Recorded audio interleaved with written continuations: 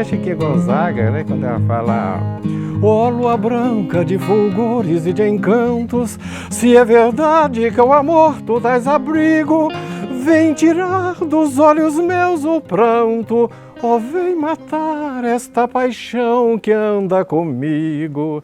E assim eram as serestas que a gente fazia aqui em Suaçuí. Cantava assim, a noite era tranquila, porque 9h, 9h30 já era noite alta, né? Como dizia o cantor, né? Noite alta, céu risonho. Isso, a noite alta era 9h30, 10 horas. Parava, cada casa eles paravam e tocavam um pouco, cantava. Tinha época que avisava a gente, ó, hoje vai ter seresta na porta da sua casa. Outra época vinham de surpresa. Você gostava? Nossa Senhora!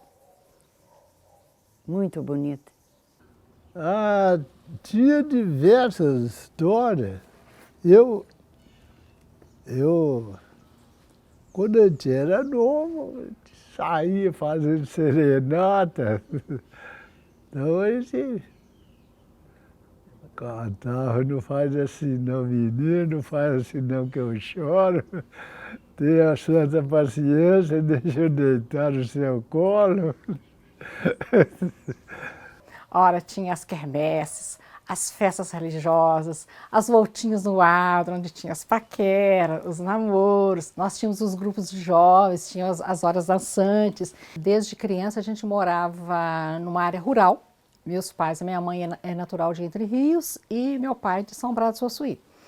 E a gente frequentava muito as festas religiosas, tinha os compadres, os amigos aqui, e frequentava Entre Rios, mas sempre os laços, assim, o coração sempre falava: ah, vamos a uma missa em Entre Rios? O coração não disparava. Vamos a uma missa em Suaçuí? O coração disparava. O que eu mais gostava era do carnaval, porque eu já desfilei na Portela, no Rio.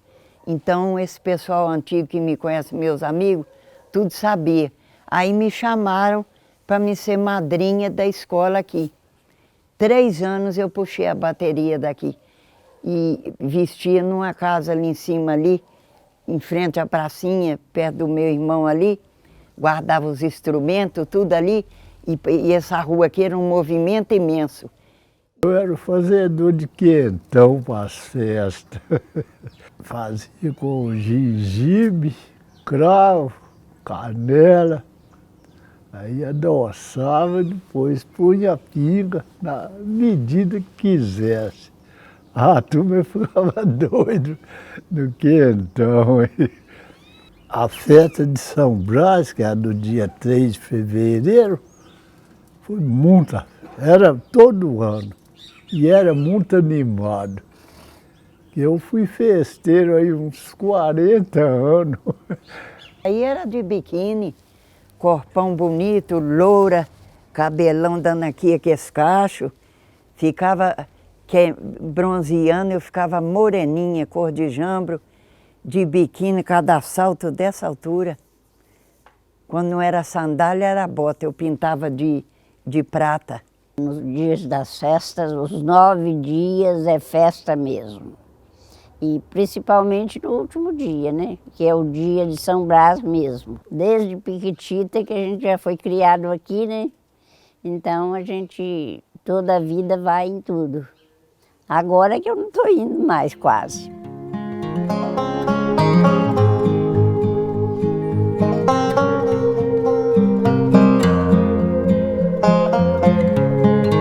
Oito anos eu vim pra aqui. E vim pra pagiar um menininho que ia nascer de um filho do homem da fazenda, do velho. Aí vim pra pagiar esse menininho, petitinho, o homem passou lá, gostou de mim. Fiquei 1 mês, 2 meses gostando. Aí o velho lá gostava muito de mim, da dona da fazenda. Ah, você quer ficar comigo? Fico. Então, nessa história, eu fiquei lá, essa vida minha toda lá. Eu acordo, eu levanto mesmo, assim, 4 horas da manhã. 4 horas da manhã, levanto, gosto de comer um mexidozinho, aí eu pego a luta. E nessa luta eu vou até de tarde. E como é que é a luta? Na luta eu pego a mula, levo o leite agora mesmo, vou da mula. Eu tenho uma dona aqui embaixo, que eu tomo conta do sítio para ela lá também, tomo ajuda aqui, tomo conta do sítio para ela lá eu mexo com gado para ela lá também. Eles falam, eu não alcancei, o pessoal mais antigo daí fala que passou um bichinho aí e ele falava suá, suá, suá. Aí botaram o nome Suaçuí. Entre Rios, que se chamava Brumado à época, também pertencia a Congonhas do Campo. Tinha as capelas e à medida que essas capelas se tornaram freguesias, Entre Rios foi em 1832 e São Brás do Suaçuí em 1850. Então eles iam criando uma certa emancipação, mas vamos dizer religiosa, eclesiástica, não uma emancipação política. Como Entre Rios ter a capela que se transformou em freguesia em 1832, aí Suaçuí deixa de pertencer a Congonhas e passa a pertencer a Entre Rios. Em 1850 aqui se torna uma freguesia e aí ela ganha essa autonomia eclesiástica. Principalmente a rua do Casarão aqui era de terra, tinha um pé de laranja do lado daquela última janela de lá, as laranjas docinhas, umas pedras grandonas em volta. Aqui tudo era de terra. As ruas ali do centro também, de terra, das meninas ali onde tem a árvore de cedro também. A origem do nome da cidade, Suaçuí, é um derivado ela vem do Tupi-Guarani. Então você tem Su, Açu, I. O que a gente tem designado disso aí é que o Su era uma raça de servos que viviam muito aqui na região, principalmente às margens do rio Paraupeba. Açu, que toda vez que você tem um prefixo Açu no Tupi-Guarani é grande, né? Assim que você tem o Mirim é pequeno, né? Itu, Mirim, Su, Açu seria o grande, o aumentativo, e o I, água. Então, a derivação de tudo isso aí seria a guarda do servo. Normalmente, quando você começava um povoado, a Igreja Católica vinha e ali ela marcava o seu território, né? Normalmente começava a construir uma igreja e o nome de um santo que pudesse ser um padroeiro. E aqui foi o Brás. Então, São Brás do Suaçuí. Daqui, de tudo, eu fui criada aqui. Não tinha essa casa, depois foi o que Tanim fez essa casa. O quintal vai até lá embaixo. Naquela época a gente reunia as meninas, amigas da gente, brincava de casinha, lotava aqui de criança para brincar de casinha. A gente brincava de pique, de roda, de pique, de esconder, né? De roda, muitas coisas. Eu com a minha família, as outras crianças também.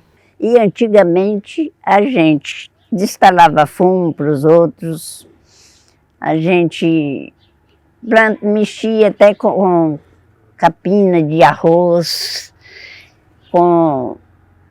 ajudava a plantar milho, ajudava o pai da gente a plantar milho. Aqui o forte daqui, que era a vida, daí a lavoura de fumo. É o que mais tinha, todo mundo plantava.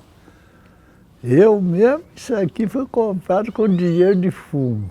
Dá uma mão de obra medonha. São 3 produtos muito pesados para açúcar, fazer açúcar caseiro. Mexer com lavoura de mandioca também, fazer polvilho, farinha, ia fazer sal de fumo. Esses 3 trabalhos é fabuloso, viu?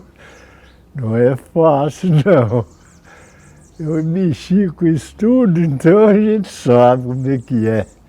Mas primeiro tinha que semear as sementinhas, né? Aí ia cuidar daquela semente, era um sacrifício para fazer as leiras lá no sítio e semeava. Quando estava assim mais ou menos, já era a hora de plantar, né? Aí a gente ajudar o pai da gente, depois foi marido, a plantar os fundos. Depois tinha que tirar o olhinho para ele não ficar pendoando muito. Depois panhava, punha numa pindoba, que se falava. Punha, enfiava ele todinho, até para as folhas ficar ali, até ficar amarelinha. Quando estava bom para fiar, a gente ia lá, tirava ele de madrugada, enquanto ele estava macinho, né?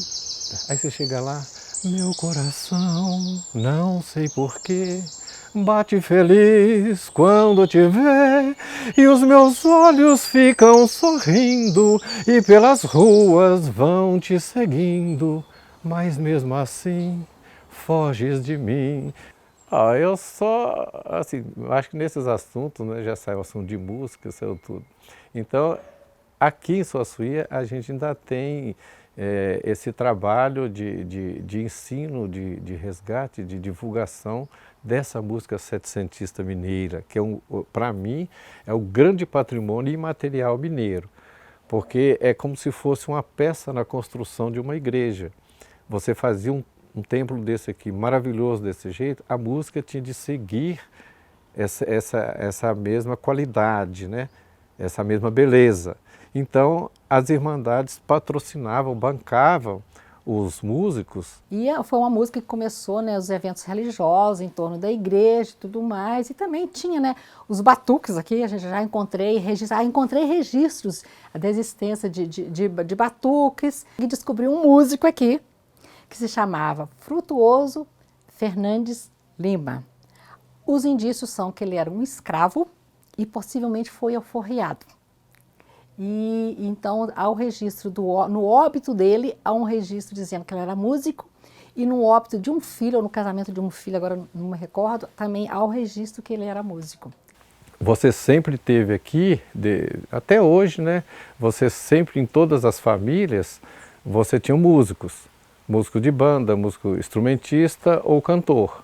Isso aí é uma tradição que vem, você pega aí há 200, 250 anos, tem esse histórico, né?